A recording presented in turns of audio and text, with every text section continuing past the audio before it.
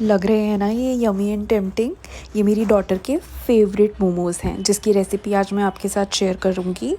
इसके लिए आपको अपनी चॉइस की वेजिटेबल्स लेनी है, उन्हें बारीक चॉप्ड कर लीजिए। एक पैन लीजिए, उसमें ऑलिव ऑयल डालिए एंड देन जैसे ही वो हल्का गर्म हो तो ये वेजीज़ आप पैन में ऐड कीजिए। देन सॉटे इसे कीजिए, नमक डालिए, ब्लैक पेपर ऐड कीजिए एंड जब ये अच्छे से मिक्स हो जाए तो इसमें सोया सॉस ऐड कीजिए एंड आप अपनी चॉइस की कोई भी सीजनिंग ऊपर से ऐड कर सकते हो इसके टेस्ट को इन्हांस करने के लिए। मैंने यहाँ पे मेरी डॉटर का फेवरेट सीजनिंग ऐड किया है जो कि मैं कैप्शन में मेंशन करूँगी, चेक इट देयर।